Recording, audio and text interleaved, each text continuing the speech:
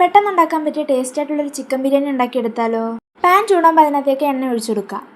അതിലേക്ക് നമ്മൾ നേരത്തെ അരിഞ്ഞു വെച്ചിട്ടുള്ള സവാള ഇട്ട് കൊടുക്കുക കേട്ടോ. അതിലേക്ക് ഉപ്പിട്ട് കൊടുത്ത് നന്നായിട്ട് മിക്സ് ചെയ്യാവേ. ഇനി അതിലേക്ക് കറിവേപ്പില ഇട്ട് കൊടുത്ത് നന്നായിട്ട് മിക്സ് ചെയ്തിട്ട് അത് മൂടി വെക്കാം കേട്ടോ. അതെല്ലാം ഒന്ന് മിക്സ് ആയി വരുമ്പോഴത്തേക്കും നമുക്ക് അതിനകത്തേക്ക് പച്ചമുളക് ഇട്ട് കൊടുത്ത് നന്നായിട്ട് മിക്സ് ചെയ്യാവേ. ഇനി ഇതിലേക്ക് തക്കാളി ഇട്ട് കൊടുത്ത് നന്നായിട്ടൊന്ന് മിക്സ് ചെയ്യാവേ.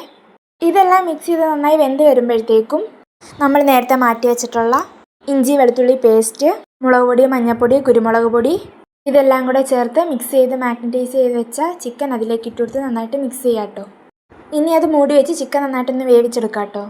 അതെല്ലാം ഒന്ന് വെന്ത് വരുമ്പോഴത്തേക്ക് നന്നായിട്ട് മിക്സ് ചെയ്തിട്ട് നമുക്കതിലേക്ക് മസാലകൾ ഇട്ട് കൊടുക്കാം. ഗരം മസാലപ്പൊടി, കുരുമുളക് പൊടി, മഞ്ഞൾപ്പൊടി, മുളക് പൊടി ഇതെല്ലാം ചേർത്ത് നന്നായിട്ടൊന്ന് മിക്സ് ചെയ്തെടുക്കാം കേട്ടോ.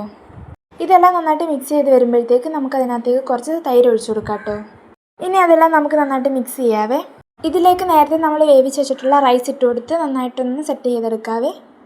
ഇതിനകത്തേക്ക് വാനില എസൻസ്, നെയ്യ്, മല്ലിയില ചേർത്ത് മൂടി വെക്കാം കേട്ടോ.